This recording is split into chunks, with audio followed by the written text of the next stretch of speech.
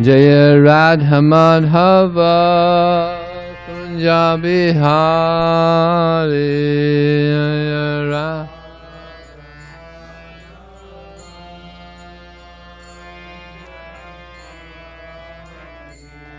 Jaya Radha Madhava Kunja Bihari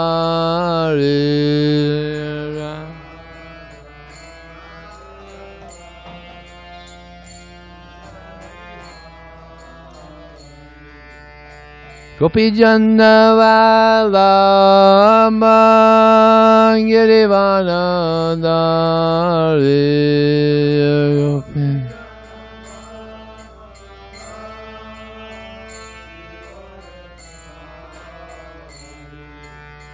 Gopi Janna Vallabha Girivana Dari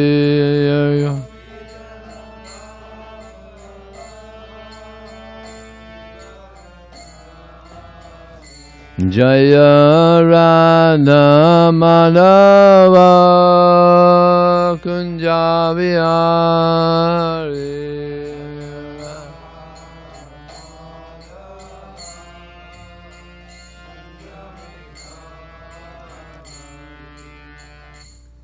A little bit too low, huh?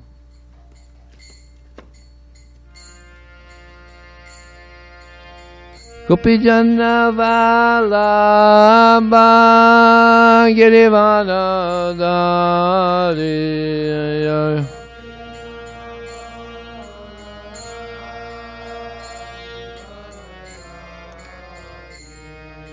Yasodanandana Brajajana Ranjana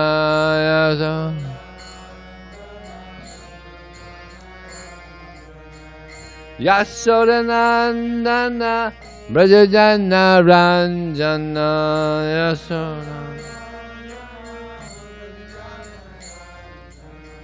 Jamna Tiravana Chari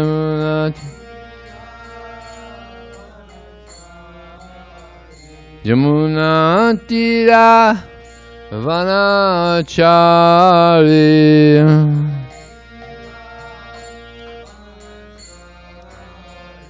Jaya Radha Madhava Kunja Bihari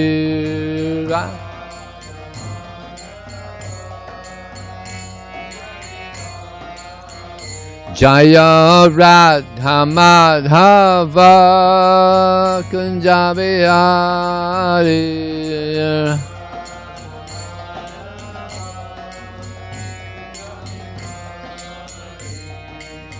Gopi Janna Vallabha Girivana Dari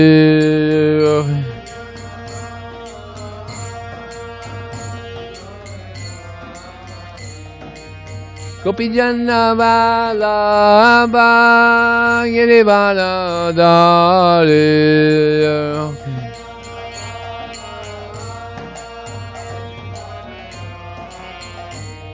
Yasodanandana Brajajana Ranjana Yasodanandana Brajajana Ranjana Yasodanandana Jamuna Tiravana Chari Yamuna Tiravana Charinati Yamuna Tiravana Charinati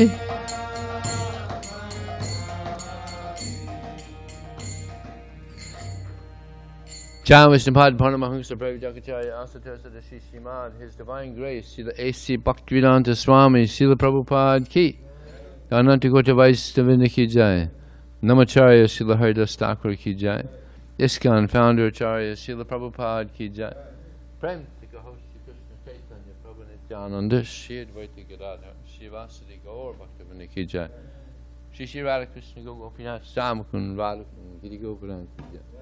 Shiva Namanam Ki Jai. Shri Maya Parabhidam Ki Jai. Ganga Maya Ki Jai. Jamuna Maya Ki Jai. Tulsi Devi Ki Jai. Bhakti Devi Ki Jai. Samaveda Bhakti Bandhi Ki Jai. Transcendental Book Distribution Ki Jai. Harinam Sankirtan Ki Jai. Go Premanandi. All glories to some devotees. All glories to some devotees. All glories to some devotees. All glories to Shri Shri Guru and Sri Gauranga.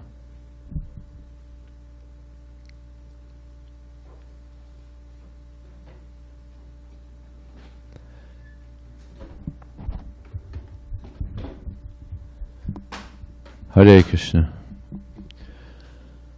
So, Om Namo Bhagavate Vasudevaya. Om Namo Bhagavate Vasudevaya. Om Namo Bhagavate Vasudevaya.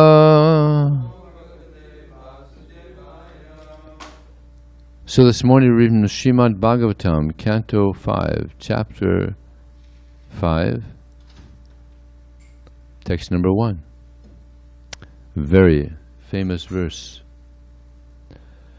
Rsabhadeva nayam deho dehabhajam naloke kastan kaman arhate vidbhujang ye tapo divyam putuka yena satpam shudyad yasmad brahmasokyam tvanantam Rsabhadeva nayam deho dehabhajam loke kastan kaman arhate vidbhujang ye tapo divyam putuka yena satpam Sudyad Yasmad Brahmasokyam Tvanantam. Rsabhadeva nayam deho dehabhajam loke kastan kaman arhate vidbhujang ye tapo divyam putuka yena satpam Sudyad Yasmad Brahmasokyam Tvanantam. Rsabhadeva nayam deho dehabhajam naloke kastan kaman arhate vidbhujang ye tapo divyam putuka yena satvam Sudyad Yasmad Brahmasokyam Tvanantam. Rsabhadeva nayam deho dehabhajam naloke kastan kaman arhate vidbhujang ye tapo divyam putuka yena satvam Yasmad Brahmasokyam Tvanantam. Nayam deho dehabhajam naloke kastan kaman arhate vidbhujang ye tapo divyam putuka yena satvam Sudyad Yasmad Brahmasokyam Tvanantam. Anybody else? Sovacha nayam deho dehabhajam naloke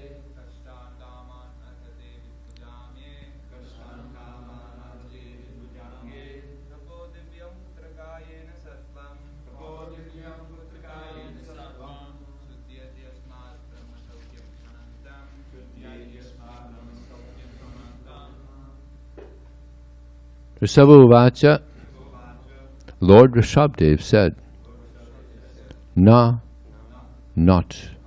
Ayam, this. Deha, body. Dehabhajam, of all living entities who have accepted material bodies. Niloke, in this world. Kastan, troublesome. Kaman, sense gratification. Arhate, deserves.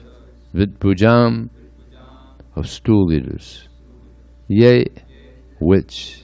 Tapa, austerities and penances. Divyam, divine. Putuka, my dear sons. Yena, by which. Satvam, the heart. Sudyat, becomes purified. Yasmat, from which. Brahmasokyam, spiritual happiness. To, certainly. Anantam, unending. Translation and purport by His Divine Grace Srila Prabhupada Ki.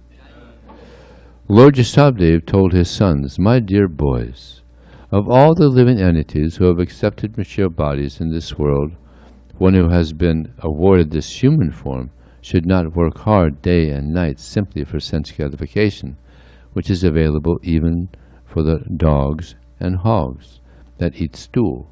One should engage in penance and austerity to attain the divine position of devotional service.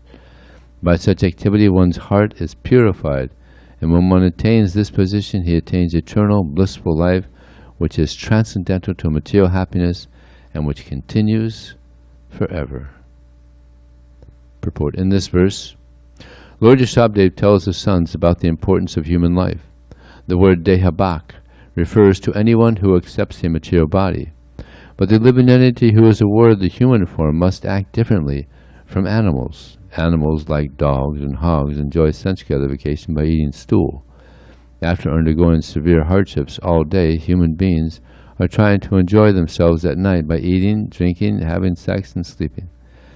At the same time, they have to properly defend themselves. However, this is not human civilization. Human life means voluntarily accepting or practicing suffering for the advancement of spiritual life. There is, of course, suffering in the lives of animals and plants, which are suffering due to their past misdeeds. However, human beings should voluntarily accept suffering in the form of austerities and penances in order to attain the divine life. After attaining the divine life, one can enjoy happiness eternally. After all, every living entity is trying to enjoy happiness, but as long as one is encaged in the material body, he has to suffer different kinds of misery. A higher sense is present in the human form. We should act according to superior advice in order to attain eternal happiness and go back to Godhead. It is significant in this verse that the government and the natural guardian, the father, should educate subordinates and raise them to Krishna consciousness. Devoid of Krishna consciousness, every living being suffers in the cycle of birth and death perpetually. To relieve them from this bondage and engage them and enable them to become blissful and happy, bhakti-yoga should be taught. A foolish civilization neglects to teach people how to rise to the platform of bhakti-yoga. Without Krishna consciousness, a person is no better than a hog or a dog. The instructions of Rsabhadeva are very essential at the present moment. People are being educated and trained to work very hard for sense gratification, and there is no sublime aim in life. A man travels to earn his livelihood, leaving home early in the morning, catching a local train and being packed in a compartment. He has to stand for an hour or two in order to reach his place of business. Then again he takes a bus to get to the office. So Prabhupada, he's writing this, I mean he was in India at this time, so where the compartments are so packed, it's like unbelievable, like sardines. Yeah.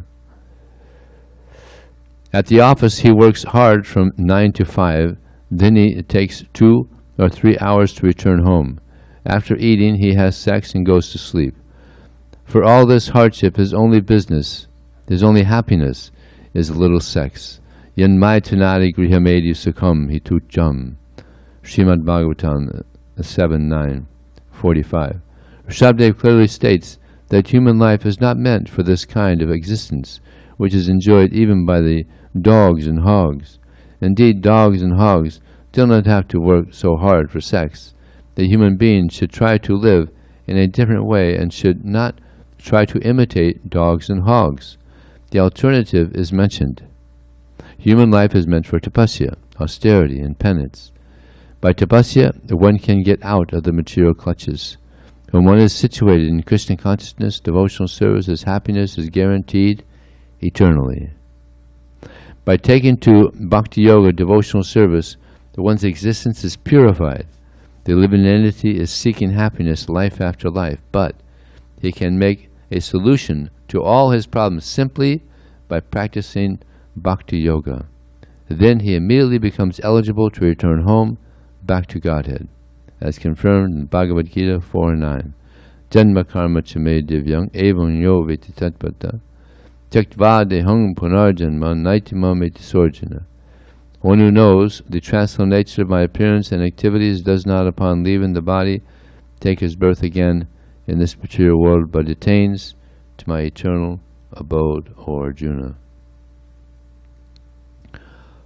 Om Jnanatamānandasya Gyananjana Salakaya Chakshur Militam Jena Tasmai Sri Gurave Namaha Mukram Krotavachalang Pangun Lang Hayate Garin Yat Kripa Tadaham Bande Sri Gurum Dhyanatarana Vancha Kalpatriyascha Kripa Sindhubhyevacha Patitanam Pavanebhyo Vaishnavebhyo Namo Namaha Jaya Sri Krishna Chaitanya Prabhu Nityananda Shri Advaita Gadadhar Sivasadi Gaur Bhaktivinoda Hare Krishna, Krishna Krishna, Hare Hare, Hare Ram, Ram Ram, Hare Hare.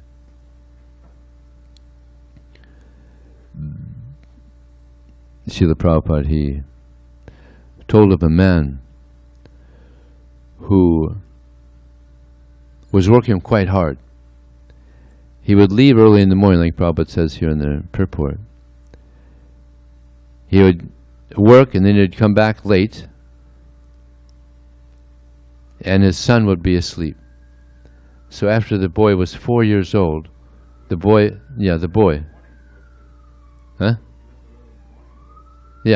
so the child is sleeping when he leaves, the child is sleeping when he comes back. So when he was 4 years old, he finally saw his father standing up. He actually physically saw him. And they asked the mother, Who's the man? Mata, who's the man? Oh, that's your father. He was working so hard. They didn't even have, days off to spend time with his son. It's amazing. And he explains here how people they go on the train. The trains in India are just like unbelievable. Sometimes they're hanging out. They're hanging off especially in Bombay and New Delhi. They're hanging out, off the train. So packed, unbelievable. So they're working so hard, and why? For, as Prabhupada says here, for a little sex. A couple of minutes of sex, working so hard for this paltry pleasure. Actually, Prabhupada says that this is the highest pleasure in the material world. But when one becomes a pure devotee, goes back to the spiritual world, that pleasure in the spiritual world is higher than that sex pleasure, and it's constant. Here it's temporary, and you got to work so hard, and it's kind of messy too. A lot of trouble. You get children, or if you don't have children, if you have illicit sex, then you get sensual reactions, and it's better just to avoid the whole thing. In India, there's something called a delikiya laddu. Delikiya laddu is a big laddu that looks so good that one is hankering to eat that laddu. It's big. But once you eat the laddu, then you're hankering. I mean, you're lamenting that he ate it because it's so heavy and it's so hard to digest. Deliki yaladu. So Prabhupada says this is like sex life. You're hankering like anything to have this sex. But then once you have it, and you have a wife and children, and you're raising it, and then you say, oh, he's lamenting, oh, what did I do that for? I should have stayed single. So, deliki aladu. So they're hankering for so many things. And then they're lamenting. Hankering and lamenting. Now, devotees, we also hanker, and we also lament. What are we hankering for? Krishna, that's right. Pure devotional service. We're hankering for pure devotional service. And we're lamenting that, oh, why am I not so serious? Or why did I do so many foolish things before coming to Krishna consciousness? We're also lamenting. So that's okay. Prabhupada said lamentation means purification. So we could lament that I'm not so serious. Let me pray to Krishna, please Krishna help me to be more serious. And lament that we engage in so many nonsense activities before coming to Krishna consciousness. And Krishna, he says in the Bhagavad-gītā, Prapanam paimami sabitam mrityu gaharnavat. Krishna says, this is how a devotee should pray. Please, Krishna, protect me, who am trying to surrender unto you. I'm very fearful of this material existence, standing as I am in the mouth of death. This is how we should pray to Krishna. We should pray for protection. This is Maya's kingdom, very difficult to get out of Maya's kingdom. So we have to pray for protection and for determination to achieve our desired goal. So here, Lord Rsabhadeva, he mentions that one should, instead of working so hard for sense gratification, one should engage in austerities. Austerities purify. And therefore Krishna says, Yagya dana tapa karma natyajyam karyam evata. Yagya dana tapaschaiva pavanani manishina. That this yagya, the sacrifice, charity, austerity, they should never be given up. Indeed, these activities, they purify even the great souls. Even one becomes very elevated, very pure, still, you don't give it up. It's like Prabhupada, pure devotee, such a great, pure devotee. But he did the austerity. He would rise early, he would, so much austerity. Traveling so much, sleeping just 2 or 3 hours a night, very austere. So we should never give that up.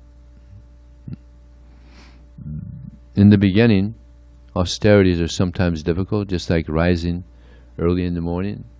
We weren't used to it. Some devotees, now they're waking up at 3:30, and then before they joined, that was the time they would go to sleep. Go to sleep at 3:30, get up at 12 or something, afternoon. Now they're waking up at the time that they previously would go to sleep. So, a little austere in the beginning. But if one sticks to it, then it becomes very nice. Even it was Benjamin Franklin, Bhakta Ben, said, early to bed, early to rise, makes a person healthy, wealthy, and wise, Krishna conscious. So it's good, taking rest early, getting up early. Of course, sometimes it's hard to take rest early in certain seconds. We're trying to work on that. To take rest late and get up early, that's even more austere, right? But Krishna appreciates it. Krishna appreciates that. There's a statement in the Srimad Bhagavatam, Aradito yaridris tapasatakim, na aradito yaridris tapasatakim, antarbahir yaridris tapasatakim, nantarbahir yaridris tapasatakim. That if one is worshipping Krishna and understands that Krishna is the goal of life, then what is the use of performing great austerities? And if one performs great austerities, but understands that Krishna is the worshipful Lord and the cause of all cause, then what is the use of performing austerities? And if one understands that Krishna is everywhere, within and without, then what is the use of performing great austerities?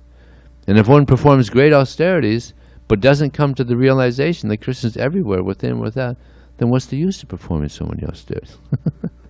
Huh? No use.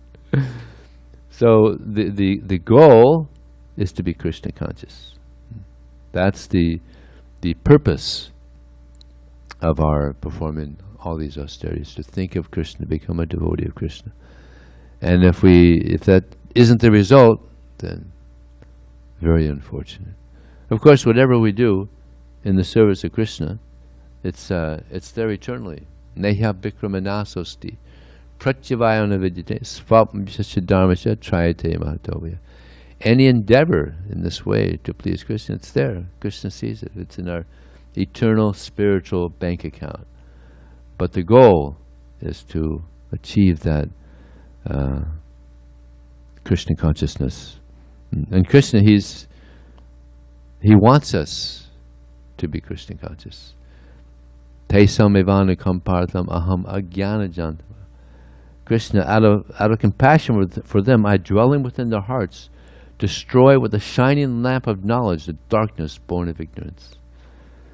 So Krishna wants us to become purified, and therefore he comes and he gives us so much knowledge. He sends his pure devotee.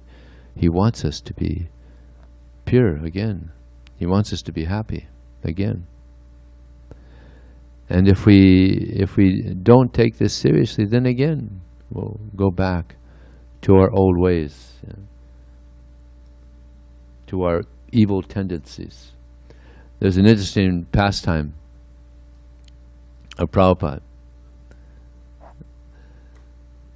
He was on a plane from Philadelphia to San Francisco, and the captain of the plane, he let his co-pilot fly the plane, and he came back and he wanted to get some instruction from Prabhupada. So this captain asked Prabhupada that God, he creates everything.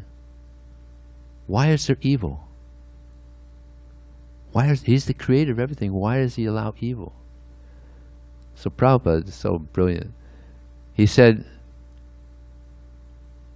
Krishna, God, he's like the sun. The sun is never in darkness. There's always so much light in the sun. Brilliant, right?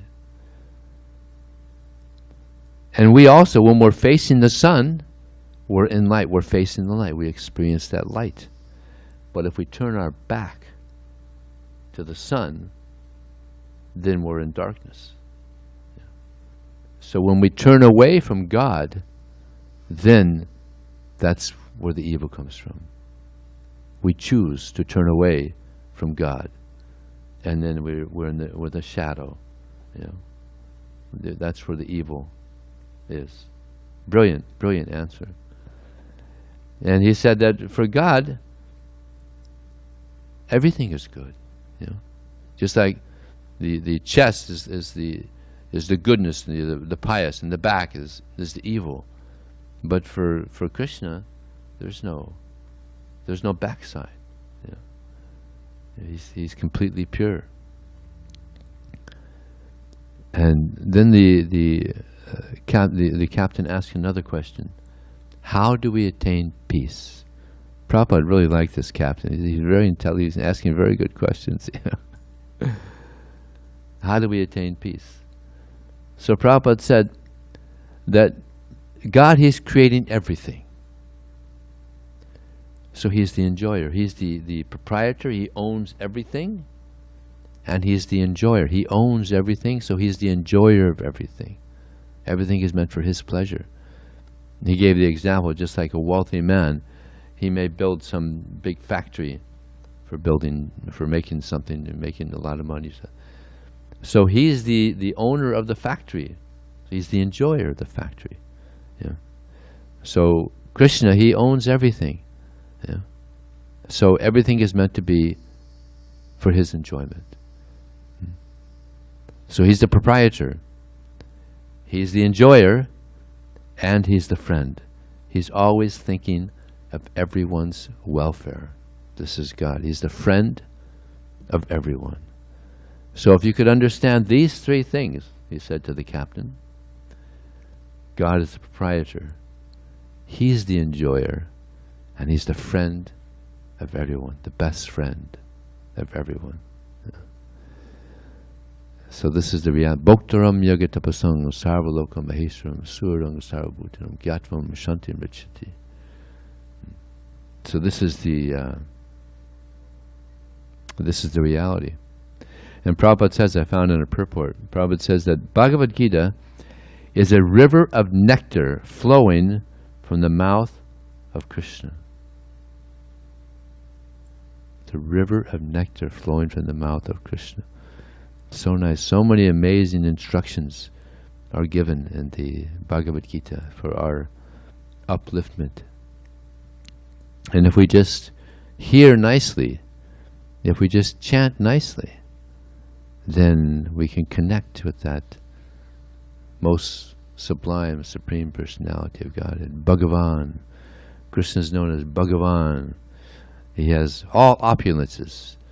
The most beautiful person, just like I was distributing books yesterday at SDSU, San Diego State University. It was amazing. The students were lining up to take books. It was like unbelievable. So nice. So I was distributing a book to one lady and a young man, and they were asking me about Krishna. And I was showing them the Mahamantra, explaining the Mahamantra. So I said, Krishna means the most beautiful person. So I told the girl that God is so beautiful. He's much more beautiful than any handsome man, any cute boy you've ever seen. This is God. The most beautiful person that you can even imagine. And she said, wow, I never heard that before. People don't hear this. Can't imagine that. I mean, they can't even imagine God's a person. What to speak of a beautiful person. Michelangelo, he had that painting in one big church there in Rome. But he doesn't look attractive, you know. Old, overweight, you know. Not attractive at all, isn't it? That's not God. He's the most attractive person, Krishna. She did. She bought a book, and so did his friend. They ran out of books. Got to bring more books. So he's very beautiful. Not only is his features attractive, his body attractive, his transcendental body, but whatever he speaks is also beautiful, attractive. Everything about Krishna is attractive. And if we surrender to this most attractive person, then we go back to Krishna. Yeah. It's like I was just listening to Prabhupada this morning, and he said nobody wants to die. Nobody wants to get old. Nobody wants to get disease. Yeah. If they knew how horrible the birth experience was, they wouldn't want that either. So these are the four problems: birth, death, old age, and disease. If we take Krishna consciousness seriously, we go back to Krishna. Yeah. But people may say, well, you're also dying. Yeah, that's right, we're dying. But when we die, we go back to Krishna, and we wake up, and we're with Krishna. Because the arrangement is that when one becomes a pure devotee, hope against hope, that can happen. It's possible. Anything can happen, right? Just like Lord Chaitanya, he told this little girl, I think Narayani, the niece of Srivas Pandit, he told Srivas had some doubt that the government was going to give some problem because they were having these late harinams and they were being harassed. He said, don't have any doubt, huh? Everything is okay. And I'm going to show you how everything is okay. Narayani, chant the names of Krishna and cry in ecstasy. As soon as he said that, she went into complete ecstasy and was crying and chanting the names of Krishna. Just complete, hair standing on end, shivering, just complete bhav, prema. So he can do anything, right? He can do anything. So if we just give our life to Krishna, maybe we'll get that mercy, and we'll go back to Krishna. So what happens is we go to some place where Krishna is performing his pastimes. Nitya Lila, Krishna is out, when he left here, when he left this world, he went to another universe, and he performed his pastimes again there.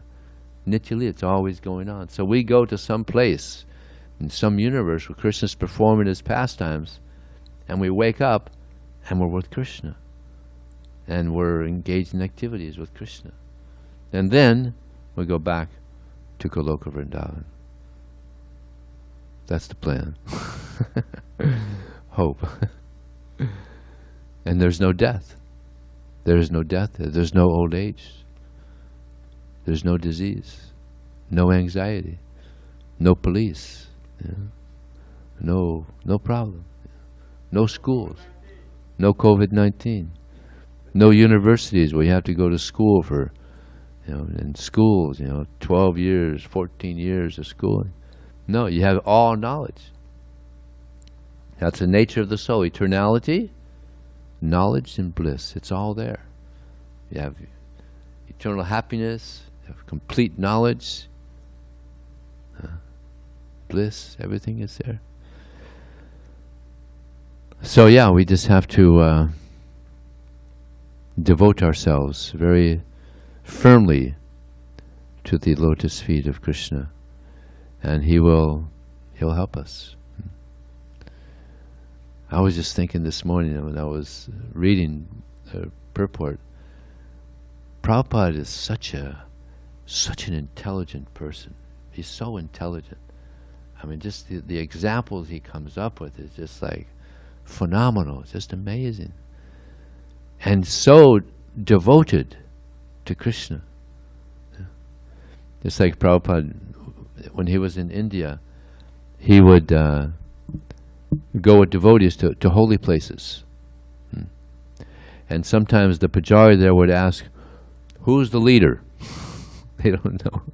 So all the devotees would separate, and you'd see the Prabhupada there. And the devotees they would see,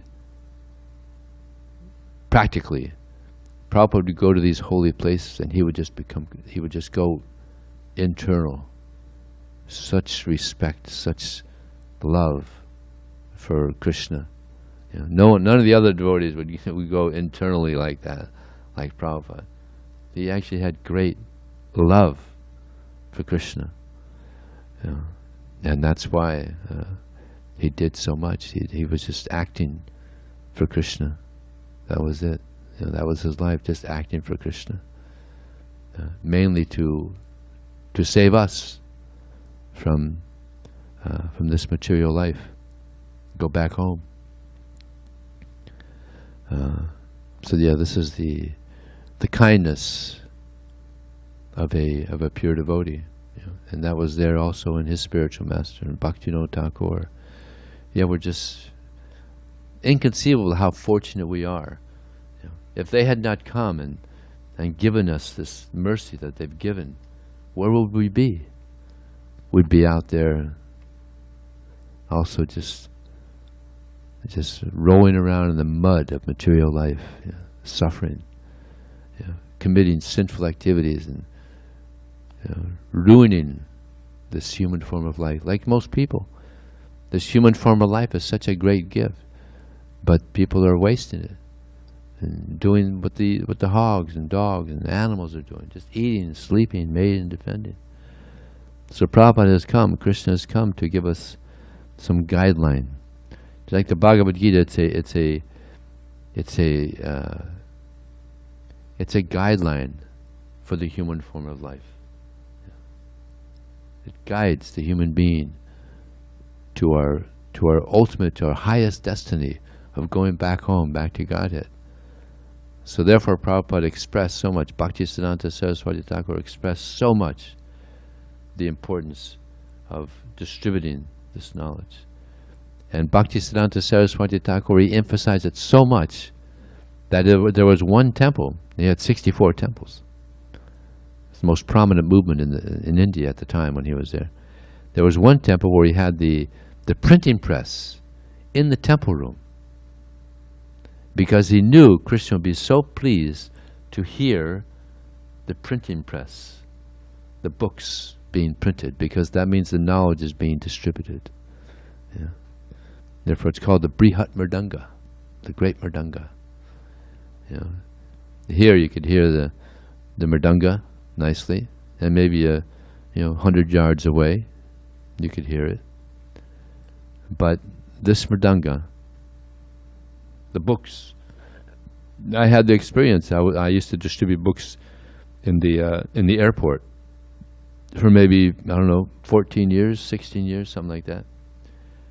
And I would go to places where there was a temple, and a devotee would come and said, Vijay, thank you so much for distributing books. I got one of your books. I was in Australia, and one lady, she got a book in a bookstore. My name was in it. We used to put our name in the book. Yeah, we'd like, and then put my name in it there for you.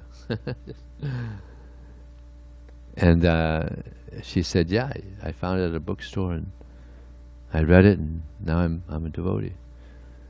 And I was in Canada at Rath Yatra, and a person came up to me and said, Vijay, thank you so much for distributing books. A friend of mine got a book from you. He wasn't that interested, but he knew I was interested, so he gave it to me, and I read it, and now I've been a devotee for 10 years, because he saw my name in there again. So, Brihat Mridanga, so many times. I was in Sweden, in Stockholm, and same thing. He got a book from me in the LAX airport, and he became a big book distributor as well. So that's a nice thing about book distribution, that book distribution makes book distributors. So, yeah, this is the mercy of the acharyas, mercy of Krishna, that we can do this activity. So, is there any question? Hare Krishna. Hare Krishna, Vijaya Krishna Prabhu. May I? You may. Thank you very much, Prabhu. My humble obeisances.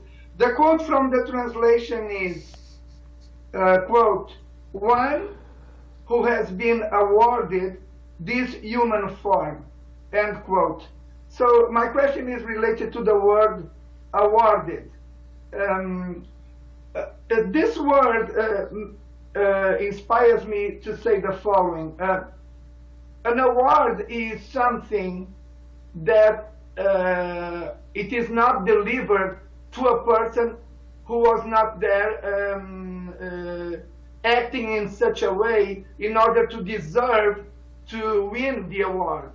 So my question is, and also sometimes a person who is distinguished with an award, this award gets removed from the hands of this person if the person, after winning the award, he behaves badly.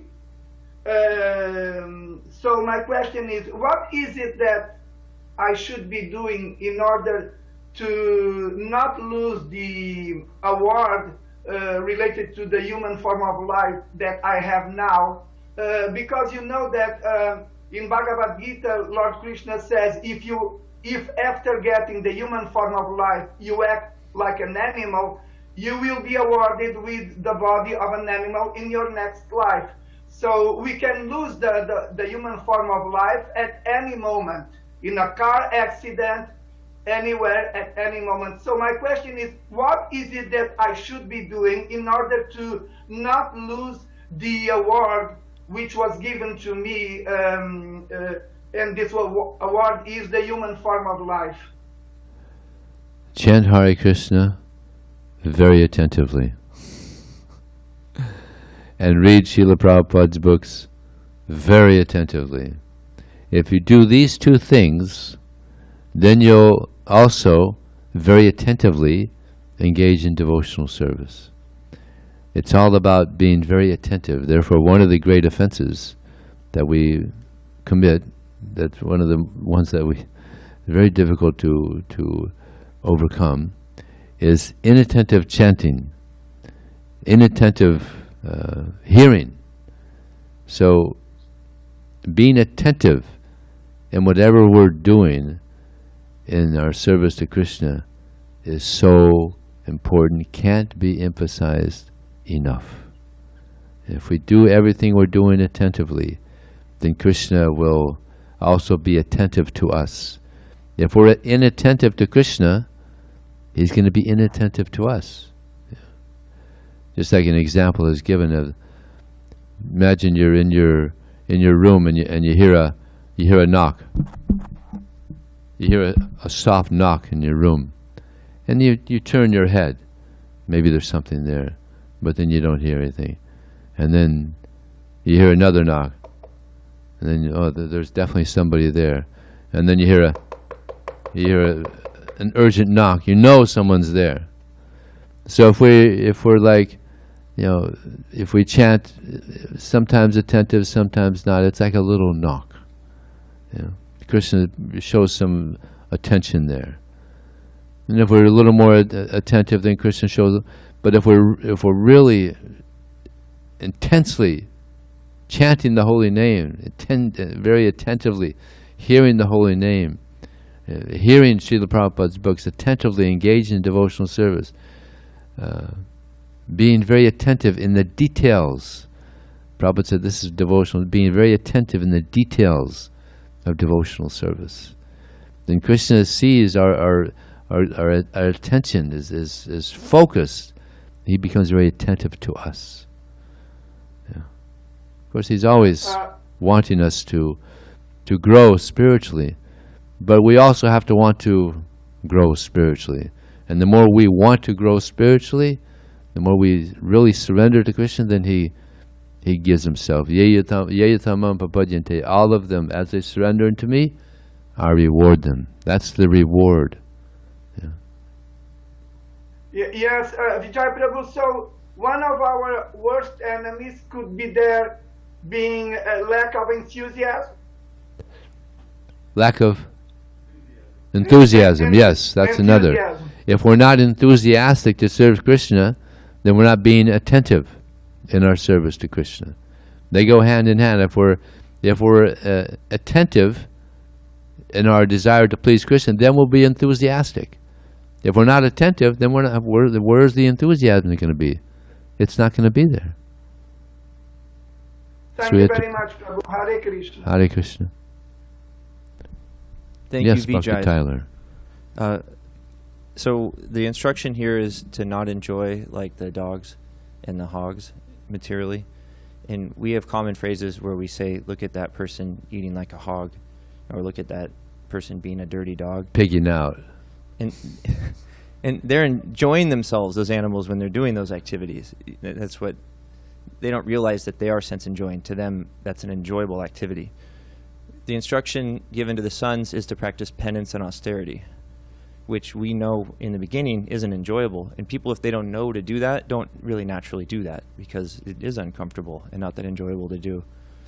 So 4 of us this weekend went to Laguna Beach Temple, and Tukaram Prabhu, he gave a nice talk, and he was talking about 3 verses in the Gita about controlling the mind, the speech, and the body. He was saying that's by way of tapasya. And he was talking about tapasya rises the heat in the body, and that heat is purifying. So a point that he made that was really interesting was he was saying that tapasya, when practiced long enough, actually becomes enjoyable for the practitioner, despite the grave discomforts and problems in the beginning. So I was wondering about that. These animals are enjoying themselves. We're trying to practice penance austerity. It's not enjoyable. After a while, he's saying that can be enjoyable. Is it the fruit that we gain from those austerities that's enjoyable, or is the actual heat that's rising become enjoyable to the practitioner? Well, Prabhupada gives the example that when engaged in austerity, you experience, you go into the fire of ordeal. The fire of ordeal. You get purified. Just like the way you purify gold, is they put it in fire, and the impurities come out. And the way we get ghee, you put the butter in put the fire under the butter, and eventually the impurities of the butter come out, and eventually you have pure, nice ghee, goldish color also. So when one is in the fire of ordeal, we get purified, of all contamination. And eventually, there's just that pure desire to serve Krishna. So that's the fire of ordeal. It's a little hot, but then we get purified, and we get a warm heart. Nature of this world is that people have cold hearts. There's envy and there's greed and there's selfishness, coldness. So by practicing Krishna consciousness, we develop a warm heart. And there's an interesting pastime of Prabhupada. Prabhupada was in some cold place, north somewhere, I think in Europe, and he was walking with his cane. And he would take a few steps, and he would see an ice puddle, and he would crack it. He'd take a few more steps, and he'd see another ice puddle, and he'd crack the ice. And walk, and then see another, and he'd crack the ice. And devotee that's with him he thought, wow, Prabhupada's a very mystical, internal person. Maybe there's some message here. So he asked Prabhupada, you keep breaking these puddles of ice. Is there anything behind that? Any message? He said, yes. The nature of water is that it's soft. It's soft, and if it's in a warm area, it's warm as well. But because the water has come in contact with the cold, it's become hard and cold. So the nature of the soul is to have a soft heart, soft-hearted and warm. But because the soul has come in contact with Maya, it's become cold and hard. So I have come to stop that, to crack that, and to make the living entities warm and soft-hearted again. So that's Prabhupada. Okay? Yes, Bhakti Daniel. Thank you, Vijay Prabhu. So we have free will given by Krishna. He gave us free will in the sense that we can love him freely. And my question to you is that if we, like you were saying that how if we look at the sun and now we're in the light, when we look away from Krishna, we're now in the dark, and then that's what brought us back to the material world. So with our free will, we basically turned from Krishna. And so my question is anything influenced? Are we influenced by this way, or is it all internally our desire to turn away? Yeah, we just had that desire. So nothing was influenced. It was just no. There. We saw Krishna as the center, the enjoyer. Yeah, and at one point we just thought, well, that'd be nice to be the center, to be the enjoyer. And then as soon as we thought like that, see, there's Krishna is the center in Goloka Vrindavan, the spiritual world. He's the enjoyer, but there's not two. He's the supreme. So as soon as we thought like that, then we left, and here we are, as Shakespeare says in one stanza, that the whole world. I'm paraphrasing. Maybe someone knows the exact quote. The whole world is a play, and everyone is thinking that they're the main actors on the stage. Yeah.